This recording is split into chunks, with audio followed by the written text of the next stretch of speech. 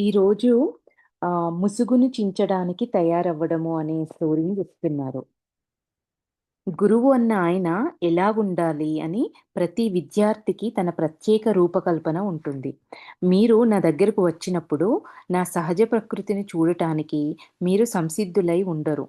మీరు ఎదురు చూసినది నెరవేరలేదు కనుక నేను తగిన గురువును కానని మీరనుకుంటారు. అంటే గురువు అనే వారి గురించి వచ్చిన శిష్యులు ఎట్లా ఆలోచిస్తారు అని చెప్తున్నారు. మీరు అనుకున్న విధంగా గురువు లేకపోతే వచ్చిన వ్యక్తి గురువే సరైనవాడు కాదు అని చెప్పేసి ఒక నిర్ణయానికొస్తారు అంటున్నారు.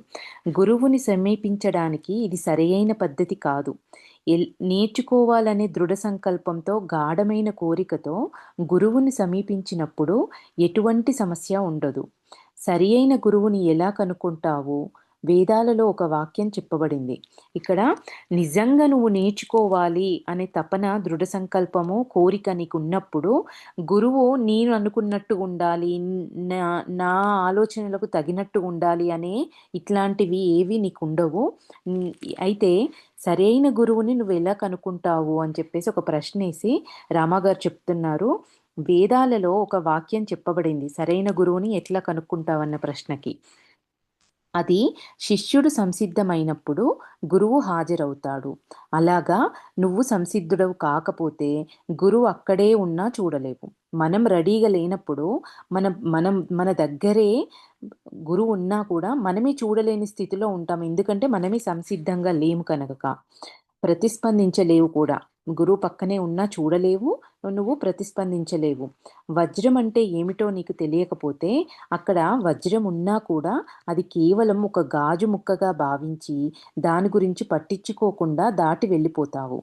అంతేకాక వజ్రానికి గాజు ముక్కకి భేదం తెలియకపోతే ఒక గాజు ముక్కని సంపాదించి అది వజ్రం అనుకొని జీవితమంతా దాన్ని అంటిపెట్టుకొని ఉంటావు. ఇక్కడ ఇంకేమంటున్నారు? నిజంగా అంటే ఒక గురువు గురించి చెప్తూ ఈ ఎగ్జాంపుల్‌ని చెప్తున్నారు. నిజంగా వజ్రము అక్కడ ఉన్నా కూడా నువ్వు గుర్తించలేవు అది వజ్రమని. నీకా జ్ఞానం లేకపోతే ఒక గాజు ముక్కను పట్టుకొని అది ఎంతో విలువైనది ఒక వజ్రం అని చెప్పేసి భావిస్తావు అని కూడా చెప్తున్నారు. అంటే నేను సిద్ధంగా లేకపోవడమే దీనంతటికీ కారణం. నేను నేను సిద్ధంగా ఉన్నప్పుడు నేను సరిగ్గా గుర్తించగలుగుతాను.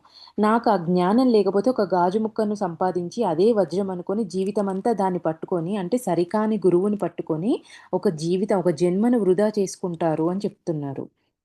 జ్ఞానాన్ని పొందే సమయంలో విద్యార్థి తన సహజమైన భావాన్ని ఉపేక్ష చేస్తూ విపరీతమైన తెలివిగలవాడవచ్చు, లేక తన అభిప్రాయాలను నిర్లక్ష్యం చేస్తూ మాటలలో చాలా భావోద్రేకుడు కూడా కావచ్చు.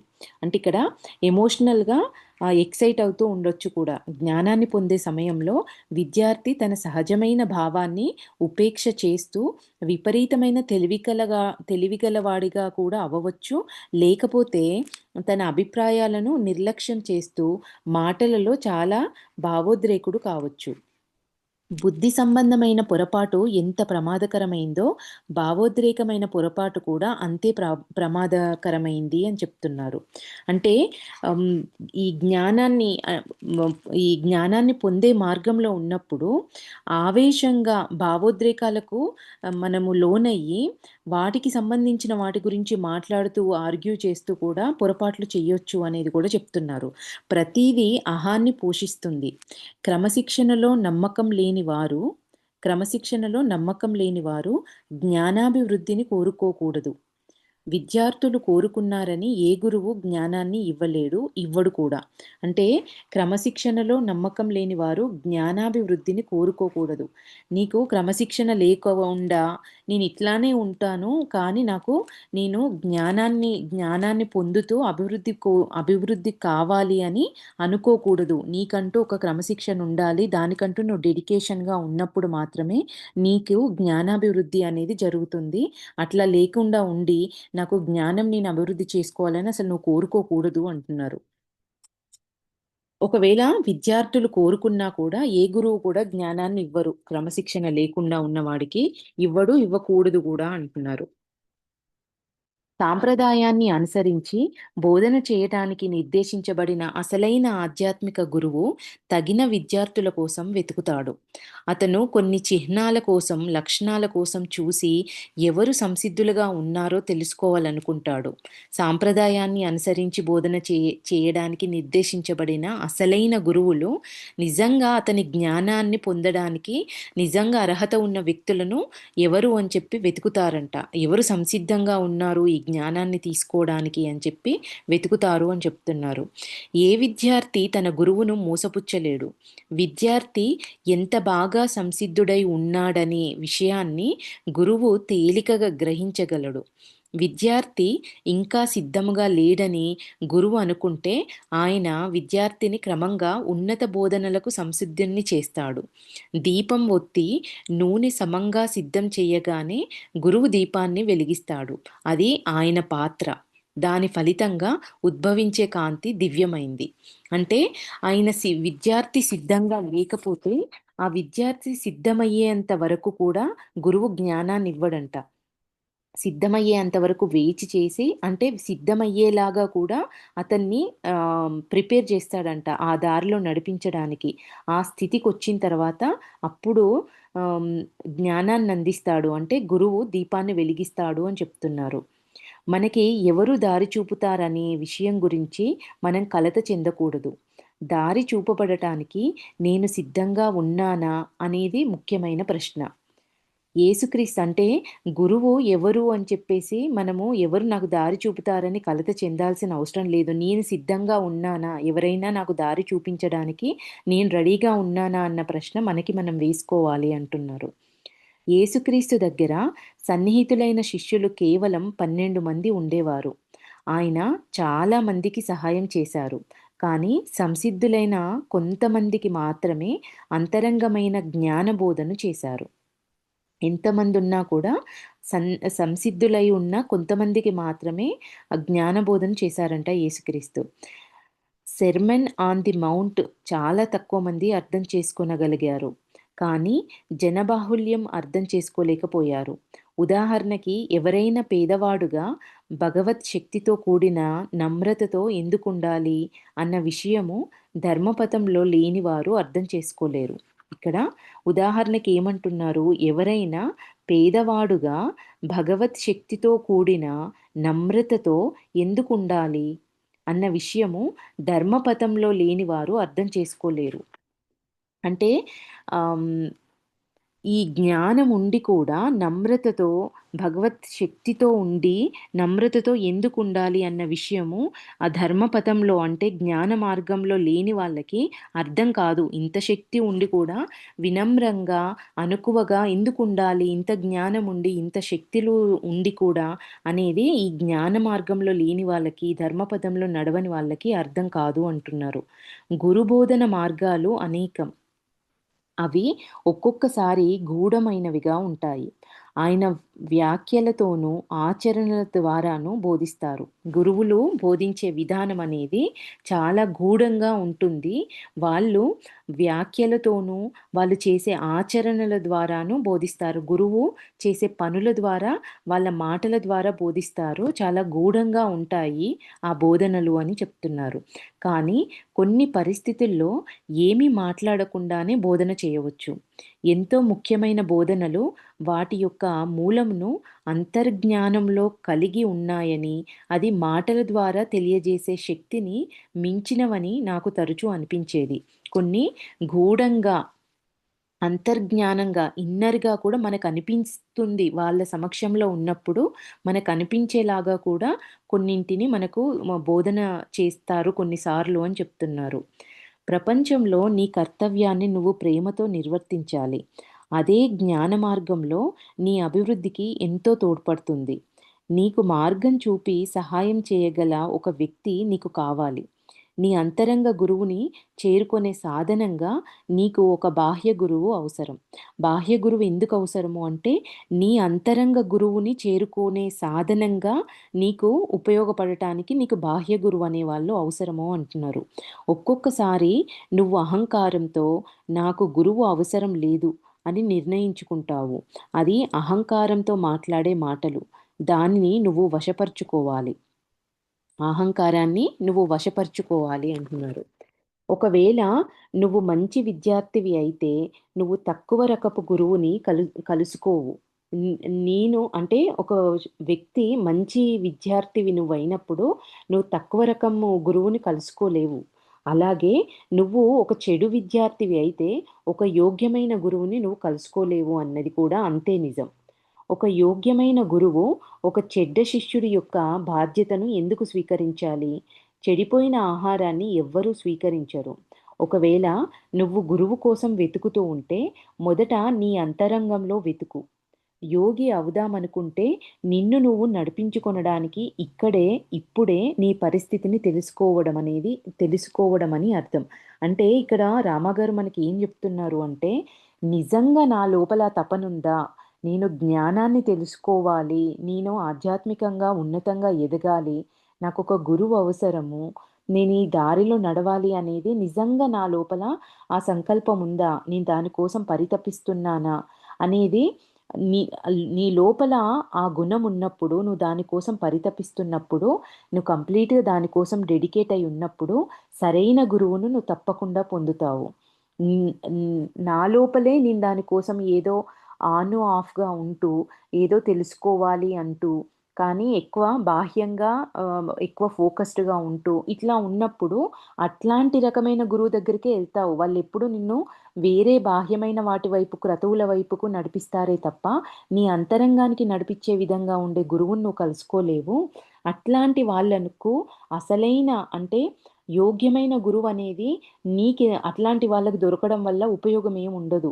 అట్లనే చెడిపోయిన ఆహారాన్ని ఎవ్వరూ స్వీకరించరు అని ఒక ఎగ్జాంపుల్‌గా చెప్తున్నారు. నీకే ఆ తపన లేని వ్యక్తి దగ్గరికి ఎంతో క్వాలిటీ ఉన్న గురువు, యోగ్యమైన గురువు ఎట్లా వస్తారు అనేది రామగారు చెప్తున్నారిక్కడ. గురువు లేడని గొనగకు. గురువుని పొందే అర్హత నీకు ఉన్నదా అని అడిగి చూడు అంతరంగాన్ని. గురువుని ఆకర్షించే సామర్థ్యం నీకుందా అని ఒక క్వెషన్ మార్క్ ఏస్తున్నారు. అతను బోధన చేయడం లేదని ఒకసారి నేను గురువుగారికి నా అసంతృప్తి ప్రకటించినప్పుడు ఆయన రామగారు మీరు నాకేం బోధన చేయట్లేదని చెప్పేసి ఆయన అసంతృప్తిని ప్రకటించారట వాళ్ళ గురువుగారి దగ్గర. అప్పుడు ఆయనన్నారంట, "సరే ప్రస్తుతానికి నేను నీ శిష్యుడిని అవుతాను. నువ్వు నాకు గురువు అవ్వు. నేను చేసినట్లే ప్రవర్తించు" అని చెప్పి అన్నారంట. అప్పుడు రామాగారు అన్నారంట, "అయ్యా! ఏం చేయాలో నాకు తెలియదు" అని నేను ఆయనతో అన్నాను. "కలత చెందకు, నీకే తెలుస్తుంది" అని ఆయనన్నారు. ఆయన కళ్ళు మూసుకొని పెద్ద రంధ్రమున్న ఒక పాత్ర పట్టుకొని నా దగ్గరికి వచ్చి, "గురువుగారు నాకేదైనా ఇవ్వండి" అని అన్నారు. రామగారి గురువుగారు, "ఇప్పుడు రామగారే గురువులాగా నువ్వు గురువుగా ఉండు. నేను నీ శిష్యుడిగా ఉంటాను" అని చెప్పి రామగారి గురువుగారు రామగారి దగ్గరికి ఒక పెద్ద రంధ్రమున్న ఒక పాత్రను పట్టుకొనొచ్చి, "గురువుగారు నాకేదన్నా ఇవ్వండి" అని అన్నారంట రామగారితో. "నేను మీకు ఏదైనా ఇవ్వడం ఎలాగ సాధ్యమవుతుంది? మీ పాత్రకు రంధ్రం ఉంది" అని నేనన్నాను. అప్పుడు కళ్ళు తెరిచి ఆయన, "నీ తలలో రంధ్రం ఉంది.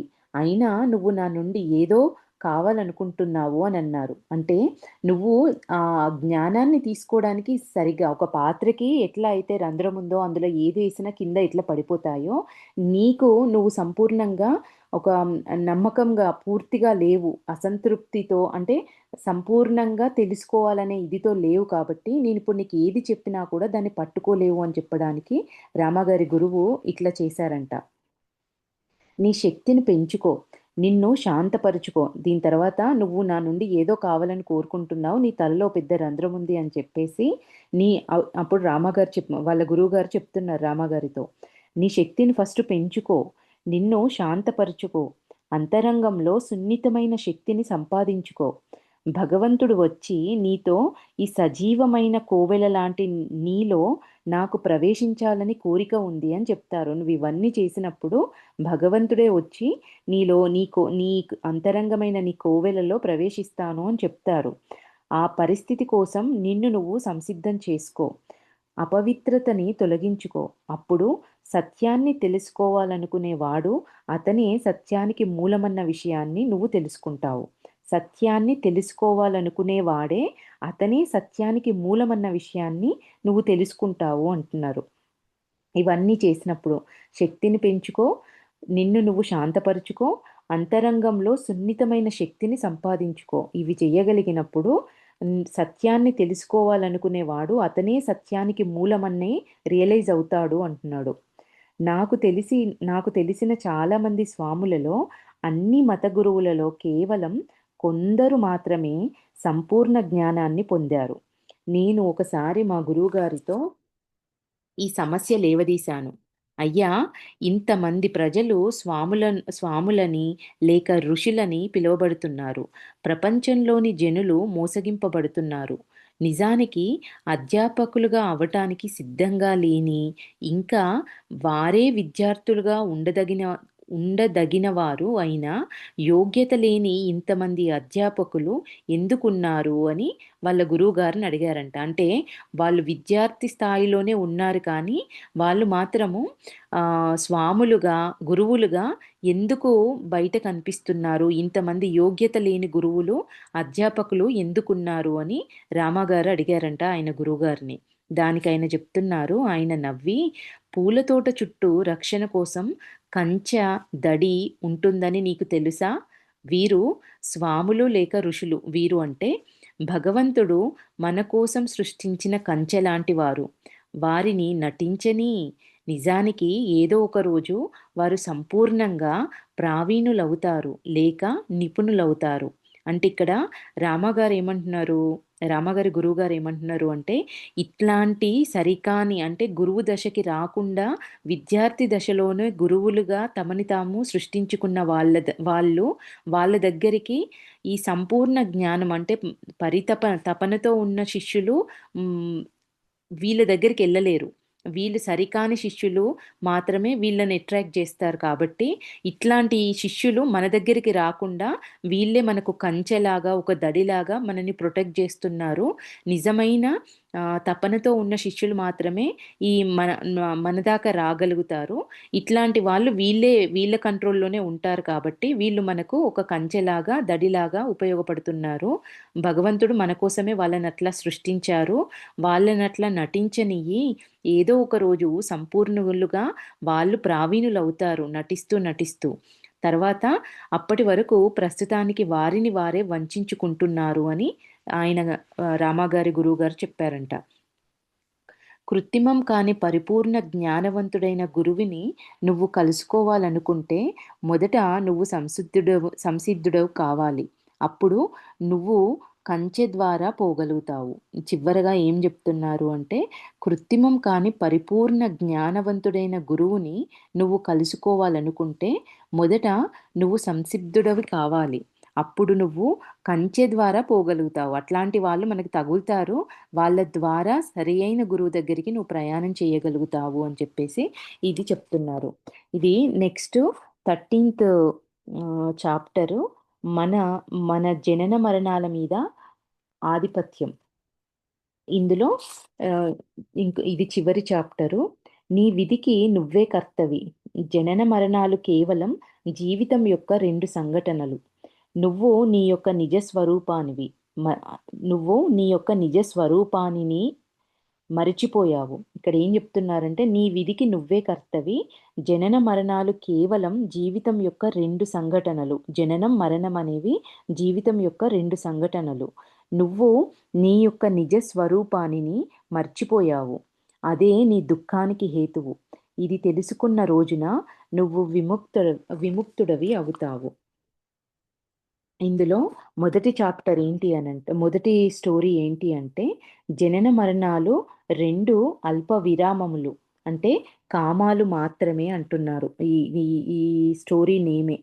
ఇందులో రామాగారికి జరిగిన ఆయన ఒక ఎక్స్‌పీరియన్స్ చెప్తున్నారు. ఏం జరిగింది అంటే, ఒకసారి గురువుగారు నా చిన్నతనం నుండి నన్ను పెంచడం వలన ఆయన వెంట వెళుతూ ఉండేవాడిని. రామాగారు చిన్నతనం నుంచి ఆయన గురువుగారే పెంచారు గదా! రామాగారిని. ఆయన గురువుగారు ఎక్కడికెళ్తే అక్కడికి వెళ్తూ ఉండేవారంట. కానీ ఆయన నాకు నేర్పినది వాస్తవమని ఎల్లప్పుడూ నేను నమ్మింపబడలేదు. నేను నిశ్చలంగా, ప్రశాంతంగా ఉన్నప్పుడు గంభీరమైన నా మనోభావాల నుండి సందేహాలు సామాన్యంగా తలెత్తేవి. అంటే అంత గొప్ప గురువుతో ఆయన పెంపకంలో ఉన్నప్పటికీ, ఆయన ఎక్కడికెళ్ళినా ఆయనతో పాటుకి రామాగారు వెళ్ళినప్పటికీ కూడా, ఆయన చెప్పిన, ఆయన నేర్పినవి అన్నీ వాస్తవాలని చెప్పి నమ్మలేకపోయారంట గురువుగారు. రామాగారు నమ్మలేకపోయారంట. ఇంకా నేను నిశ్చలంగా, ప్రశాంతంగా ఉన్నప్పుడు గంభీరమైన నా మనోభావాల నుంచి ఎన్నో సందేహాలు సామాన్యంగా తలెత్తేవంట. ఇవన్నీ చూసినా కూడా ఇవి నిజమేనా? ఇవేమన్నా ఇందులో ఏదన్నా అసత్యం ఉందా? అనే రకరకాల అనుమానాలు, ఎప్పుడు సందేహాలు సామాన్యంగా రామాగారికి తలెత్తేవంట. ఎంతోమంది స్వాములను అప్పుడు ఆయన గురువుగారు చెప్పేవారంట, ఎంతోమంది స్వాములను వెళ్లి చూడమని మా గురువుగారు నన్ను పంపించేవారు. నేను నా కాలాన్ని వృధా చేసుకుంటున్నాను. వీరు పనికిరాని వారు. వారు చెట్ల కింద కూర్చుంటూ ప్రపంచం నుండి ఉపసంహరించుకుంటున్నారు. వీళ్ళంతా టైం వేస్ట్ చేసుకుంటూ చెట్ల కింద కూర్చొని ఒక అంటే బాహ్య ప్రపంచానికి వాళ్ళని వాళ్ళు కట్ చేసుకుంటూ అంతరంగంగా కళ్ళు మూసుకొని కూర్చొని ఏం పని పాట లేకుండా కూర్చుంటున్నారు. వీళ్ళ వీళ్ళ దగ్గరికెళ్ళడం అనేది టైం వేస్టు అనేది రామగారి ఉద్దేశం. అప్పుడున్న ఆ వయసులో.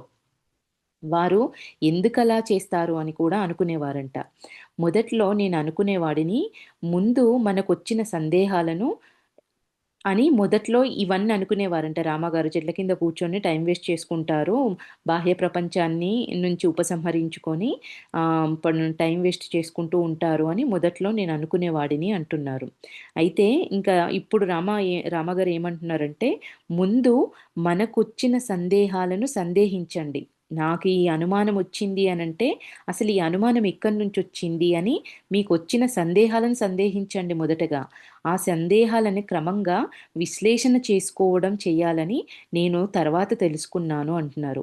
ఒక సందేహం వచ్చిందంటే, అసలు ఈ సందేహం ఎక్కడి నుంచొచ్చింది? దీని వెనకాల నా లాజికల్ మైండ్ ఏమైనా ఆపరేట్ అవుతుందా? నేనెందుకు దీన్ని ఇట్లా ఆలోచిస్తున్నానని దాన్ని విశ్లేషించుకోండి అని రామగారు ఇట్లా విశ్లేషించుకోవాలని చెప్పి తర్వాత తెలుసుకున్నారంట. నాకు 17 ఏళ్ల ప్రాయంలో ఒక ప్రత్యేకమైన ఋషిని దర్శించుకొమ్మని వాళ్ళ గురువుగారు పంపించారంట. 17 ఏళ్ల వయసులో ఉన్నప్పుడు రామాగారు. ఆయన మా గురువుగారి శిష్యుడే కానీ అప్పుడు ఆ విషయం నాకు తెలియదు. నువ్వు నిజంగా ఒక సహజ ప్రకృతి గల స్వామి వద్ద నేర్చుకోవాలనుకుంటే ఈ వ్యక్తి దగ్గరికి వెళ్ళి ఆయనతో కొన్నాళ్ళు ఉండు అని మా గురువుగారు చెప్పారు. గంగోత్రి దగ్గర ఒక చోటుకి వెళ్ళమని నన్ను ఆజ్ఞాపించారు. అక్కడ ఒక స్వామి ఒక గుహలో కూర్చొని ఉండటం నేను చూశాను. అంత అందంగా రూపుదిద్దుకున్న శరీరాన్ని నేను ఇంతకు ముందెన్నడూ చూడలేదు. ఆ వయసులో శరీరాకృతి మీద, శారీరక శక్తి మీద నాకు ఆసక్తి ఉండేది. టీనేజ్‌లో ఉన్నారు కదా రామగారు 17 ఏళ్ళు అనంటే, అప్పుడు రామగారికి శరీర ఆకృతి మీద, శారీరక శక్తి మీద ఎంతో ఇంట్రెస్ట్ ఉండేదంట ఆ టైంలో. అందుకు అలాంటి శరీరాన్ని చూసి నాకు ఈర్ష్య కలిగింది. అతనిది విశాలమైన ఛాతీ, సన్నని నడుము, దృఢమైన కండరాలు. అతని వయస్సు ఎంతంట 85 సంవత్సరాలు అని తెలుసుకొని నేనెంతో ఆశ్చర్యపోయాను అని చెప్తున్నారు. 85 సంవత్సరాలలో ఆయన అట్లా ఉన్నారంట. నేను ఆయనకు నమస్కరించి మొదట నేనడిగిన ప్రశ్న, "స్వామీ మీరిక్కడ ఏం తింటారు?" అని. నా మనసు ఆహారం మీదే నిమగ్నమైపోయి ఉంది. కళాశాలలో కళాశాలలలో అనుభవం తర్వాత ఆయన విషయంలో నేను పాశ్చాత్యుడిలా అయిపోయాను. అంటే కాలేజీలలో ఉండేవాళ్ళు కదా! కాలేజీలో టైంకి తినడము, లంచు, బ్రేక్‌ఫాస్ట్‌లు ఇట్లా ఉంటాయి కదా! ఆ అనుభవం తర్వాత నేను అట్లా కాలేజీకి రెగ్యులర్‌గా వెళ్తూ, తింటూ నేనొక పాశ్చాత్యుడిలా అయిపోయాను. అంటే సమయానికి రకరకాల భోజనాలు చేయాలి అనే అట్లాంటి ఆలోచనలో నేనుండిపోయాను అంటున్నారు. ప్రతిరోజు రకరకాల భోజనం లభ్యమయ్యేది. రాబోయే భోజనంలో కొత్త కొత్త వంటకాలు వస్తాయని ముందుగానే ఆలోచించేవాడిని. ఆయనన్నారంట, "నీకు ఆకలిగా ఉందా?" అని స్వామి అడిగారంట. అవునని నేను సమాధానం చెప్పాను. గుహలో ఆ మూలకి వెళ్తే నీకు కొన్ని వేరుదుంపలు కనిపిస్తాయి. ఒకటి తీసుకొని నిప్పులో పెట్టి కొన్ని నిమిషాల తర్వాత తీసి తిను. అని అతను నాకు చెప్పారు. ఆయన చెప్పిన ప్రకారం చేశాను. ఆ దుంప చాలా రుచిగా ఉంది. బియ్యపు పిండి వంట మీద పాలు పోసిన రుచి వచ్చింది. దుంపను జస్ట్ కాల్చి తింటేనే ఆ రుచి వచ్చిందంట.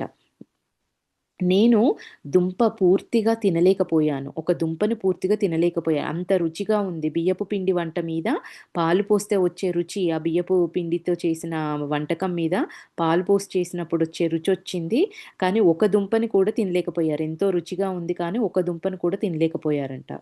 అక్కడ కొంతకాలం ఉండమని ఉన్ ఉండగలనని తెలుసుకొని తృప్తి చెందాను. ఎందుకంటే తినడానికి ఒక ఇష్టమైన వంటకమైతే ఒకటుంది. ఓకే. కొన్ని రోజులైతే నేనిక్కడ ఉండగలుగుతాను ఇది తినుకుంటూ అని హ్యాపీగా ఫీలయ్యారు. తృప్తి చెందాను. ఎందుకంటే అక్కడ తినడానికి ఏదో ఒక మంచి ఆహారం ఉంది అని చెప్పేసి.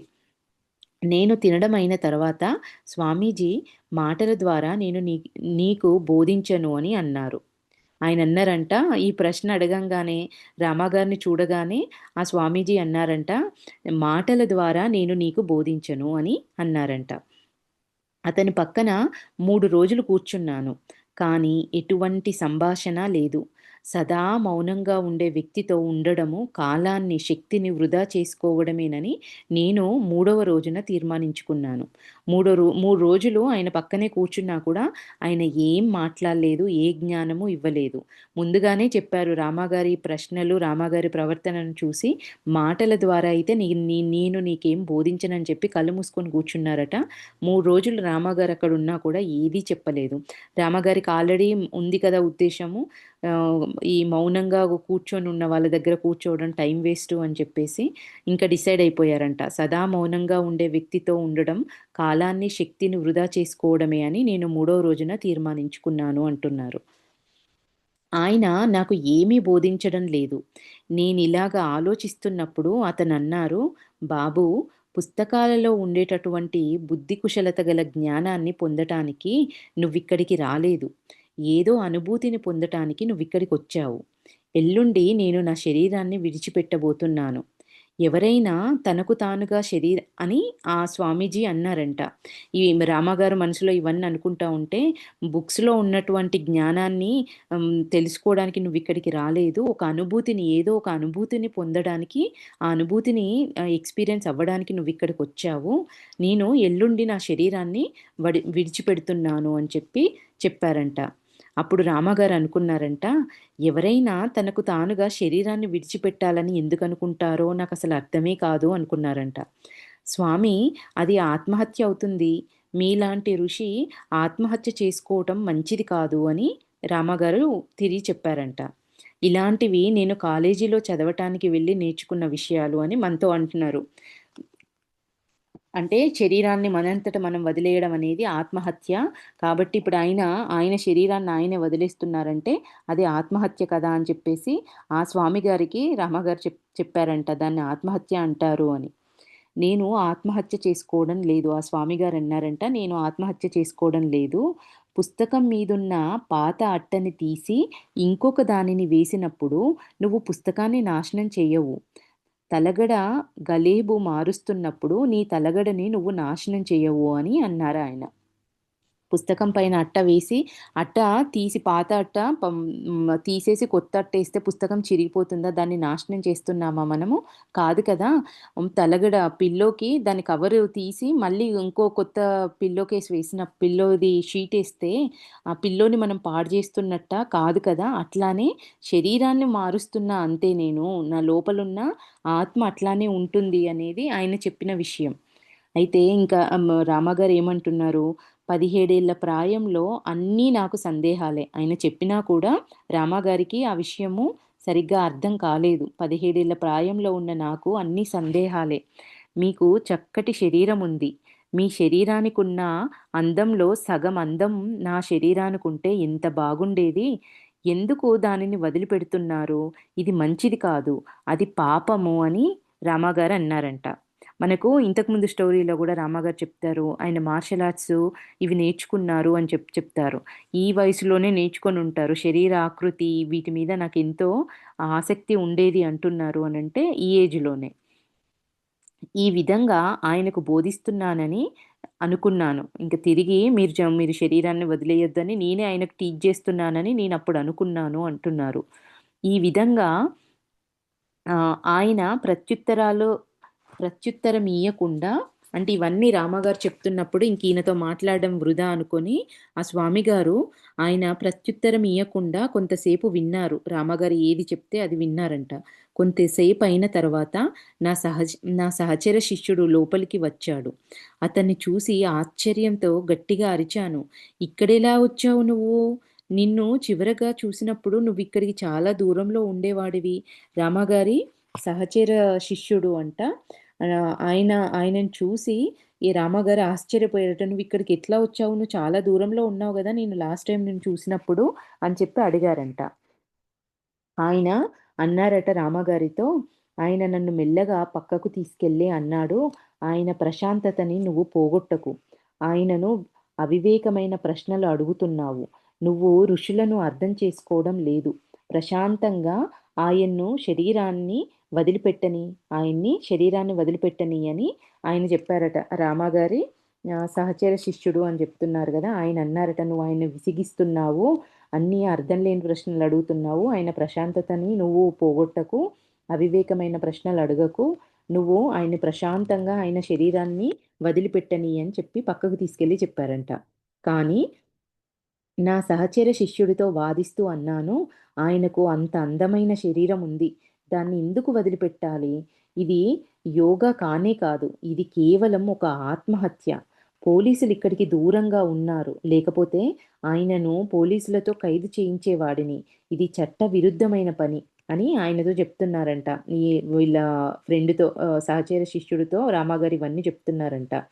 నా సహచర శిష్యుడు ఏమి చెప్పినా కూడా నేను సందేహంగా సమ్మతించలేకుండా ఉన్నాను. ఆయనెంత నచ్చజెప్తున్నా గూడా రామాగారికి అవి ఏవి పట్టట్లేదు. ఆయన శరీరాన్ని వదిలిపెట్టొద్దు. అంత అందమైన శరీరాన్ని వదిలేయడం రామాగారికి ఇష్టం లేదు. దాని గురించే ఆర్గ్యూ జేస్తున్నారు. ఉదయం, సాయంత్రం స్నానానికి మేము వెళ్ళినప్పుడు మంచి దేహదారుఢ్యం కలిగిన ఈ వ్యక్తి ప్రజలలోకి వెళ్ళి ఇంత చక్కటి ఆరోగ్యవంతమైన శరీరాన్ని ఎలాగ పెంపొందించి రక్షించుకోవాలో చూపించాలి. నేను కేవలం ఆయన శరీరాన్ని మాత్రమే చూస్తున్నానని, నేను అంతకన్నా ఇంకేదో చూడాలని అంటారతను. కానీ అదేమిటో అని నేననేవాడిని. నువ్వొక శరీరాన్నే చూస్తున్నావు. ఈయననేమో ఇంత మంచి శరీరముంది. ఇంత ఆరోగ్యంగా, ఇంత వయసొచ్చినా, ఇంత దారుఢ్యంతో ఉన్న వ్యక్తి అసలు జనాలకు చూపిచ్చాలి. ఆరోగ్యంగా శరీరాన్ని ఎట్లా కాపాడుకోవాలి, ఈ వయసొచ్చినా గూడా ఇట్లెట్లా ఉండాలి అని చెప్పి దాని మీద ఇవ్వాలి. ఇట్లాంటి వ్యక్తి అనవసరంగా శరీరాన్ని వదిలేస్తున్నారు. అది ఆత్మహత్య చేసుకుంటున్నారు అని అదే మాటల్ని పదే పదే రామగారు వాళ్ళ ఫ్రెండ్ దగ్గర అంటున్నారు. ఆయననేమో అంటున్నారంట, నువ్వు ఒక శరీరాన్నే జూస్తున్నావు. దానికి అతీతమైన దాన్ని చూడాలి" అని చెప్పేసి ఆయన జెప్తే, "ఏంటి ఆ అతీతమైంది?" అని చెప్పి రామాగారు అడిగేవారంట. నాకంటే పెద్దవాడైన సహచర శిష్యుడు "ఓపిక పట్టు. నువ్వు నేర్చుకోవాల్సిన విషయాలు ఇంకా చాలా ఉన్నాయి. మన మనసులను తెరుచుకొని ఉంచుకుందాము. దానివలన మనం అర్థం చేసుకోగలము. జీవితంలో చాలా వివరించడానికి సాధ్యం కాని అంశాలు ఉంటాయి" అని అన్నాడు. ఆ స్వామి నాతో ఈయన రామగారి కన్నా పెద్దతనంట ఆ సహచర శిష్యుడు. "నువ్వు కొంచెం ఓపికగా ఉండు. మనము కొంచెము మనసులు తెరుచుకొని ఉంచుకుందాము. జరిగేదాన్ని మనము సాక్షిలా చూద్దాము. విశాలమైన దృక్పథంతో ఉందాము. నువ్వు ఓపికగా ఉండాలి. ఇంకా మన జీవితంలో చాలా వివరించడానికి కూడా సాధ్యం కాని అంశాలు ఎన్నో ఉన్నాయి" అని చెప్పారంట. ఆ స్వామి నాతో మాట్లాడేవారు కాదు. ఎవరైతే శరీరాన్ని వదిలేయడానికి సిద్ధంగున్న వ్యక్తి ఆయన రామగారితో మాట్లాడేవారు కాదంట. అందుకు ఇంకొక 24 గంటలైన తర్వాత నా సహచర శిష్యుడితో "మౌనం నుండి నేనేమి నేర్చుకోలేదు. అందుకు ఈ ప్రదేశాన్ని వదిలి వెళ్ళిపోవాలనుకుంటున్నాను" అని రామగారు చెప్పారంట. ఆయన ఏం మాట్లాడట్లేదు. నేనేమో ఈ మౌనం నుండి నేర్చుకోవడానికి ఏమీ అర్థం అవ్వట్లేదు. నేనిక్కడి నుంచి వెళ్ళిపోదాం అనుకుంటున్నాను అని ఆ రామగారు ఆ సహచర శిష్యుడితో చెప్పారంట. ఆ స్వామి నాతో మాట్లాడేవారు కాదు. అందుకు ఇంకొక 24 గంటల తర్వాత సారీ ఫ్రెండ్స్. ఆయన శరీరాన్ని విడిచిపెట్టే క్రమాన్ని నువ్వు ఎందుకు చూడవు అని ఆయన ఇది చెప్పిన తర్వాత మౌనంలో నుంచి నేనేం నేర్చుకోలేకపోతున్నాను. నేను వెళ్ళిపోతాను అని చెప్పిన తర్వాత ఆ సహచర శిష్యుడు రామగారితో అన్నారంట, ఆయన శరీరాన్ని విడిచిపెట్టే క్రమాన్ని నువ్వెందుకు చూడవు అని ఆయన సమాధానం ఇచ్చాడట. వెళ్ళిపోవాల్సిన అవసరం ఏముంది? ఆయన ఎట్లా శరీరాన్ని వదిలేస్తాడో చూడొచ్చు గదా నువ్వు. అదెందుకు చూడాలనుకోవట్లేదు అని ప్రశ్నేశారంట. ఇది చాలా దానికి రామగారు రిప్లై ఏమిస్తున్నారు? ఇది చాలా అవివేకమైన పని. గుహలో చనిపోవడం కన్నా ఆస్పత్రిలో ఒక మంచి డాక్టర్ సంరక్షణలో చనిపోవటానికి ఇష్టపడతాను. ఈ బుద్ధిహీనత ఏమిటి అని రామగారు అన్నారట. నా ఆలోచనలు ఆధునికమైనవి. శారీరక సుఖ సంబంధమైనవి. అ రమగారే చెప్తున్నారు. "నువ్వు అర్థం చేసుకోవడం లేదు. నిన్ను ఇక్కడికి వచ్చి కూర్చోమని చెప్పారు. నీ ఇష్టం వచ్చినట్లు నీ మనసులో వాదించాలనుకుంటే అలాగే చెయ్యి." ఆయన ఎవరు రామగారి ఫ్రెండ్ అంటున్నారట. సహచర శిష్యుడు అంటున్నారు. "నువ్వు అర్థం చేసుకోవడం లేదు. నిన్నిక్కడికి వచ్చి కూర్చోమని చెప్పారు. నీ ఇష్టం వచ్చినట్లు నీ మనసులో వాదించుకోవాలనుకుంటే అలాగే చెయ్యి. అది నీ స్వవిషయం.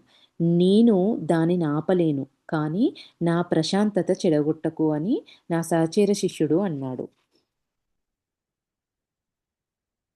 చివరికి స్వామీజీ మాట్లాడారు. నిజానికి నేనేమీ చేయడం లేదు. మన శరీరాన్ని వదిలిపెట్టే సమయం వచ్చినప్పుడు మనకి తెలుస్తుంది. ప్రకృతి మార్గంలో ప్రకృతి మార్గంలో మనం అడ్డు రాకూడదు.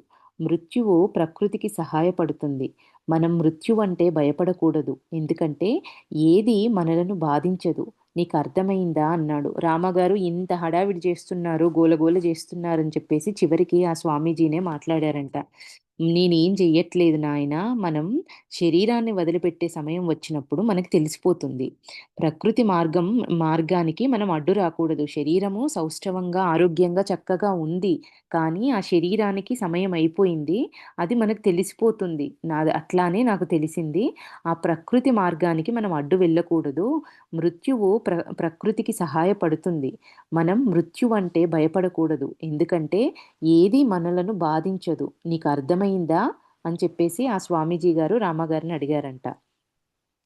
నాకు చనిపోవాలని లేదు. రామగారు అంటున్నారు, రిప్లై ఇస్తున్నారు. తిరిగి సమాధానం ఏం చెప్తున్నారు? నాకు చనిపోవాలని లేదు. అందువలన నేను అర్థం చేసుకోదలుచుకోలేదు అని రామగారు సమాధానం చెప్పారంట. నీ వైఖరి ఏమీ బాగాలేదు. మృత్యువంటే ఏమిటో అర్థం చేసుకోవటానికి ప్రయత్నించు. అదంటే భయపడకు. మనం చాలా విషయాల గురించి భయపడతాము.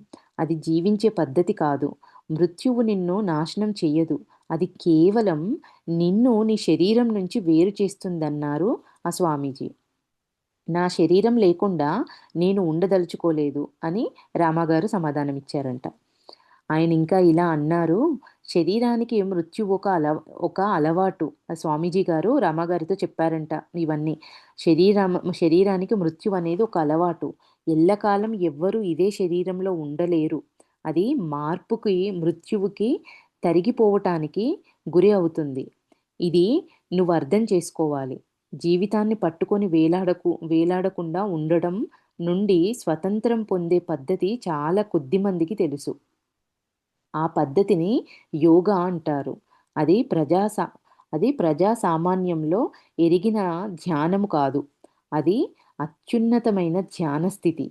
సమంగా ధ్యానం చేసే విధానము నీకు తెలిస్తే నీ శరీరము, మనస్సు, ఆత్మల యొక్క విధులు నీ స్వాధీనంలో ఉంటాయి.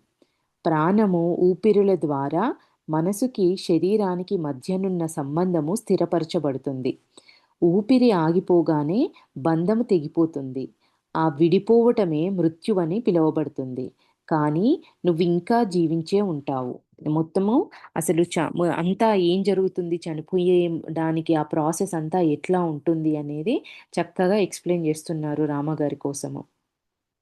శరీరం లేకుండా జీవించడం అనే అనుభూతి ఎలాగా ఉంటుంది అని రామగారు అడిగారంట. నువ్వు ఊపిరి ఆగిపోగానే బంధం తెగిపోతుంది. శరీరానికున్న బంధం తెగిపోతుంది కానీ, దాన్నే మృత్యువని పిలుస్తాం కానీ, నువ్వింకా జీవించే ఉంటావు. నువ్వనే వాడివి అట్లానే ఉంటావు. ఒక శరీరం నుంచి ఉన్న ఆ బంధం అనేది తెగిపోతుందంతే అని చెప్తే రామగారు అడిగారంట. శరీరం లేకుండా జీవించడం అనే అనుభూతి ఎలా ఉంటుంది అని అడిగారంట.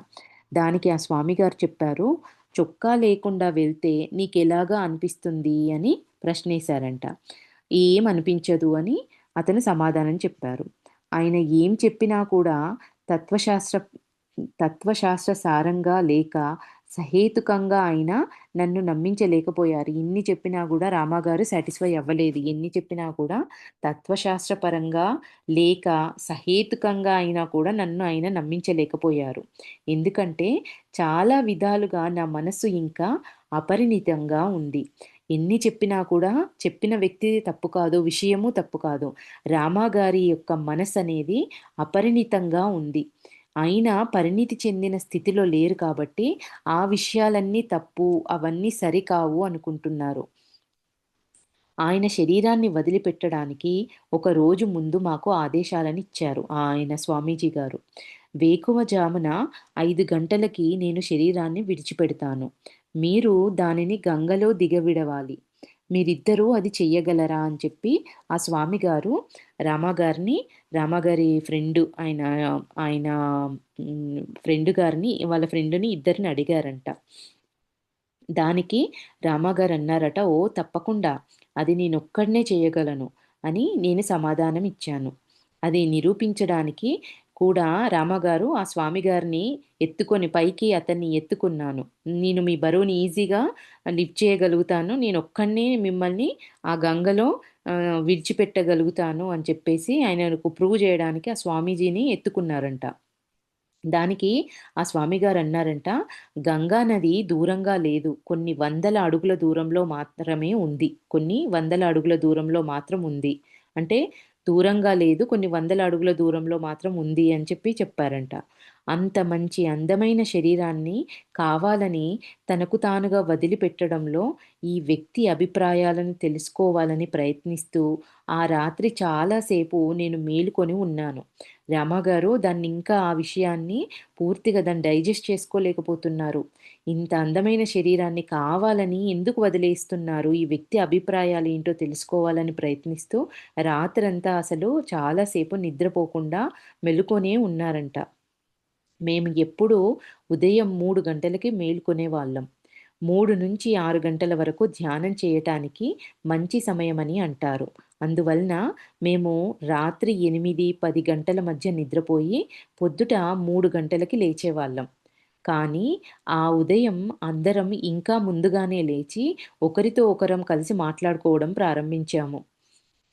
వీళ్ళు ముగ్గురు ఉదయం ఇంకా పొద్దున్నే ఆయన శరీరాన్ని విడిచిపెడతా అని చెప్పారు కదా! వేకువజామున 5 గంటలకి అని చెప్పారు శరీరాన్ని వదిలేయడము. ముగ్గురు పొద్దున్నే లేచి ఒకరినొకరు ఒకరితో ఒకరు మాట్లాడుకుంటున్నారంట. స్వామన్నారంట, "చెప్పు నీకేం కావాలి? నువ్వు ఏది కోరినా అది నేను నెరవేరుస్తాను అని మాటిస్తున్నాను" అని చెప్పి స్వామిగారు అడిగారంట. అడిగితే దానికి రామగారన్నారంట, "మీరు మరణిస్తున్నారు. మీరు నాకేం చేయగలరు?" అని నేను సమాధానమిచ్చాను. ఆయనన్నారు, "బాబూ, ఒక నిష్కళంకమైన గురువుకి నిజంగా మరణం సంభవించదు. మృత్యువు తర్వాత కూడా గురువు తన శిష్యులకు మార్గం చూపించగలరు. తర్వాత అతను" ఇక్కడ చూడండి, మృత్యువు తర్వాత కూడా గురువు తన శిష్యులకు మార్గం చూపించగలరు. తర్వాత అతను నా సహచర శిష్యుడి వైపు తిరిగి, "ఇతను ఇతను నీకు ఇబ్బందికరంగా లేడు?" అని అడిగారంట. ఆ స్వామీజీ రామాగారి సహచర శిష్యుడితో, "ఈయనకి ఎన్ని చెప్పినా ఇట్లాంటి ప్రశ్నలే అడుగుతున్నారు. ఈయన నీకు ఇబ్బందికరంగా లేడా?" అని చెప్పి అడిగారంట. అడిగితే ఆయనన్నారంట, రామాగారి సహచర శిష్యుడన్నాడంట, "అవును. కానీ నేనేం చేయగలను?" అని నా సహచర శిష్యుడు సమాధానమిచ్చాడు. ఉదయం 5, 5:30 మధ్య మేమింకా మాట్లాడుకుంటుండగా హఠాత్తుగా స్వామి అన్నారు, "ఇప్పుడు ధ్యానంలో కూర్చోండి. 5 నిమిషాలలో నేను నా శరీరాన్ని విడిచిపెడతాను. దాని దాని కాలం తీరిపోయింది. శరీరమని పిలువబడే ఈ సాధనము నేనింతకు ముందే పొందిన దానికన్నా ఎక్కువ ఇవ్వలేదు. అందుకు దాన్ని వెనుక వదిలేస్తాను. అంటే దాని సమయం అయిపోయింది. ఇంకా దాన్ని నేను ఇంకెక్కువ రోజులు లాగలేను. అది అంతకు ముందులాగా అంత యాక్టివ్‌గా పని చేయట్లేదు. అది అంతకంటే ఎక్కువ ఇవ్వలేదు నాకు. అందుకని దీన్ని వదిలేస్తాను" అని చెప్పారంట స్వామి. చూడండి అసలు ఎంత అవలీలగా ఏదో ఒక ఒంటి మీదున్న ఒక వస్త్రాన్ని తీసి పక్కన పడేసినట్టుగా సమయం అయిపోయింది. మీరు ఒక 5 నిమిషాలు ధ్యానంలో కూర్చోండి అని చెప్పి చెప్తున్నారంట వాళ్ళకి. 5 నిమిషాలయిన తర్వాత ఓం అంటూ స్తుతించారు. ఈ తర్వాత అక్కడ మౌనం చోటు చేసుకుంది. నేను అతని నాడిని గుండె కొట్టుకోవడాన్ని పరీక్షించాను.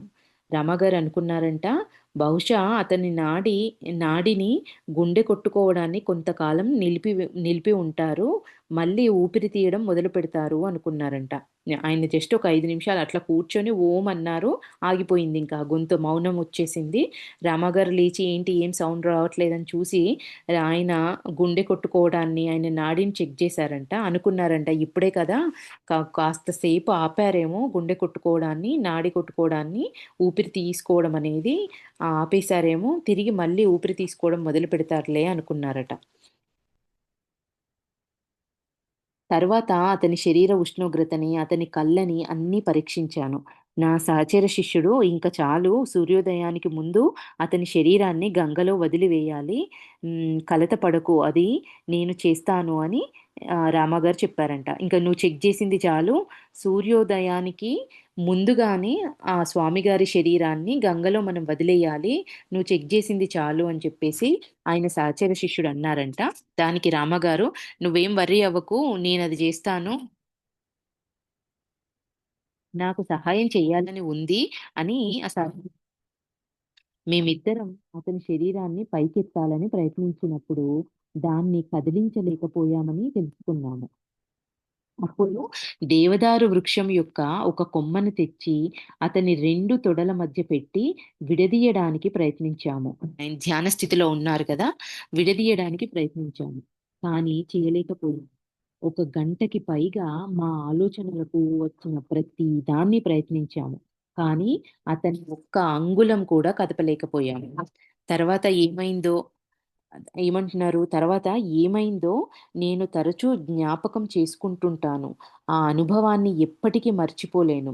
సూర్యోదయానికి కొన్ని నిమిషాలకు ముందు ఎవరో ఇప్పుడు మనం ఆయనను మోసుకొని వెళ్దాం అని అనడం నేను విన్నాను. ఈ ప్రయత్నాలు చేస్తుండగానే సూర్యోదయానికి కొన్ని నిమిషాల ముందు ఇంక వీళ్ళు ఒక గంట పాటు అన్ని ప్రయత్నాలు చేశారు.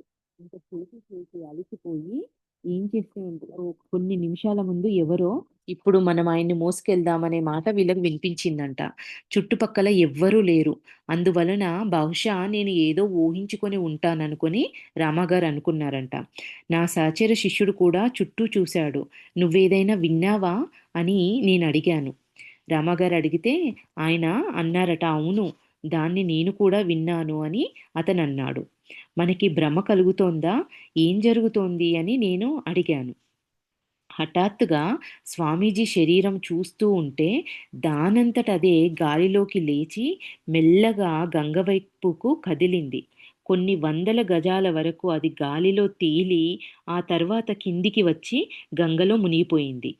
నేను ఆశ్చర్యపోయి ఈ అనుభవాన్ని చాలా కాలం వరకు జీర్ణం చేసుకోలేకపోయాను. ఎవరో స్వామి చేసిన అద్భుతాల గురించి ప్రజలు చెప్పుకున్నప్పుడు అందులో ఏదో మాయ ఉందని అది నేనెల్లప్పుడూ అనేవాడిని. ఎవరన్నా స్వాములు ఏదైనా చేసినప్పుడు అది ఏదో మాయ అని చెప్పేసి రమగారు అనుకునేవారంట. కానీ గాలిలో తేలుతున్న ఈ మృతదేహాన్ని నా కళ్ళతో నేను చూశాక అది నా అభిప్రాయాన్ని చాలా త్వరగా మార్చివేసేసింది.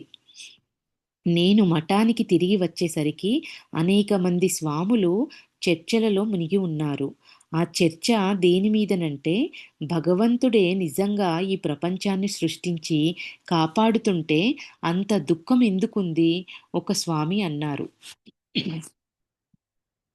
ఈ భౌతిక ప్రపంచం ఉనికికి తెలిపే ఒక క్రియారూపం మాత్రమే ఇతర అవస్థల గురించి తెలుసుకునే శక్తి మనకుంది. భౌతిక ప్రపంచం ఉనికి తెలిపే ఒక క్రియారూపం మాత్రమే. ఇతర అవస్థల గురించి తెలుసుకునే శక్తి మనకున్నది. కానీ ఆ శక్తిని తెలుసుకోవటానికి మనఃపూర్వకమైన ప్రయత్నం చెయ్యము. భౌతికావస్థల పైననే మన మనసుని కేంద్రీకరించబడి ఉన్నాయి. సర్వము తెలియనందువలన మానవుడు దుఃఖిస్తున్నాడు. వారు చెప్పింది నాలో ఆలోచనలు రేకెత్తిచ్చింది. ఇప్పుడు నేను సహజమైన ఇష్టతతో వినడం ప్రారంభించి, వారు చెప్పిన విషయాల వల్ల నా సంశయాలన్నీ మెల్లగా తీరినట్లుగా తెలుసుకున్నాను. భౌతిక ప్రపంచం ఋషుల జీవన విధానాల మధ్య గల సామ్యాలను పోల్చినప్పుడు, భౌతిక ప్రపంచం చూడగల దానిని, స్పర్శించగల దానిని, గ్రహించగల దానిని నొక్కి వక్కానించే వాస్తవికతను కలదని నేను గుర్తించాను. కానీ ఋషులు జీవించే జీవన విధానం, వాతావరణం అభౌతికమైనదైనప్పటికీ, జీవనోద్దేశమునకు సంబంధించినంత వరకు అది ఎంతో యథార్థమైంది. అంటే భౌతిక ప్రపంచము ఈ 3 కామ్ స్పర్శించదగింది, చూడడానికి ప్రపంచానికి చూడదగింది, గ్రహించగలిగింది అని మనము నొక్కి వక్కానించినప్పటికీ గూడా, ఈ ఋషుల మార్గం అనేది అభౌతికమైంది. కానీ అదే యథార్థమైంది అని చెప్పేసి గ్రహించగలిగాను అని చెప్తున్నారు. జీవితంలో అవసరాలు తీర్చే ప్రపంచానికి కూడా కొంత విలువ ఉంది. కానీ సంపూర్ణ సత్యాన్ని తెలుసుకోకపోతే అంతా వృధా. సామాన్య వ్యక్తులు కొన్ని జీవనావస్థలను గుప్తమైనవి లేక రహస్యమైనవిగా భావిస్తారు. కానీ అజ్ఞానం ముసుగుని తొలగించినప్పుడు అలాంటి రహస్యాలు చాలా తేలికగా పరిష్కరించబడతాయి. అజ్ఞానం అనే ముసుగుని తొలగించినప్పుడు ఇవన్నీ ఈ రహస్యాలు ఎంతో తేలికైన విషయాలు. ఇవేవి గుప్త విద్యలు ఇవన్నీ ఏవి అంత కష్టమైనవి కావు అనేది ఈ రహస్యాలన్నీ తేలికగా పరిష్కరించబడతాయి అంటున్నారు. ఆధునిక శాస్త్రజ్ఞులకు మరణించడం యొక్క పారిభాషిక పద్ధతి తెలియదు. కానీ యోగ శాస్త్రంలో అలాంటి పారిభాషిక పద్ధతులు వర్ణింపబడి, దాని అభ్యాసానికి సంసిద్ధులైన వారికి అవి నేర్పబడ్డాయి. అదృష్టవంతులైన కొందరికి జనన మరణాల యొక్క రహస్యము తెలియజేయబడింది. జనన మరణాలనే ఈ 2 బిందువుల మధ్య ఎడతెగకుండా ఉండిన ఒక రేఖ మనకు తెలిసిన జీవితం. ఇక్కడ మళ్ళీ ఇదే మాట ఇంతకు ముందు గూడా అన్నారు రామగారు. జీవితం అనేది జనన మరణాల యొక్క 2 బిందువుల మధ్య ఉన్న ఒక ఎడతెగకుండా ఉన్న ఒక రేఖ. అదే జీవితం. తెలిసిన ఈ 2 బిందువుల అవతల జీవితము అవిదితముగా, అగోచరముగా ఉండిపోతుంది. అవిదితమైన ఈ జీవన అంశమును ఎవరైతే అర్థం చేసుకుంటారో, వారు ఈ స్వల్ప జీవన కాలము అంతము లేని ఒక పెద్ద వాక్యములో కామ లాంటిదని తెలుసుకుంటారు. ఒక పెద్ద వాక్యములో కామ లాంటిదని తెలుసుకుంటారు. శరీరాన్ని విడిచిపెట్టడానికి ఒక నిర్దిష్టమైన మార్గం ఉన్నదని పురాతన యోగ లిఖితాలలో చెప్పబడింది. ప్రాణాలు వెళ్ళిపోవటానికి 11 ద్వారాలు వర్ణించబడ్డాయి. నడినెత్తి మీద మెత్తటి భాగంపై నున్న బ్రహ్మరంధ్రము అని పిలువబడే ద్వారము ద్వారా వెళ్ళడం యోగి నేర్చుకుంటాడు. ఈ ద్వారం ద్వారా ప్రయాణించిన వారు నిర్నిద్ర నిర్నిద్ర బుద్ధితో ఉండి ఇక్కడ జీవనాన్ని ఎరిగి ఉన్నట్లే పరలోక జీవనం గురించి కూడా ఎరిగి ఉంటారని చెప్పబడింది.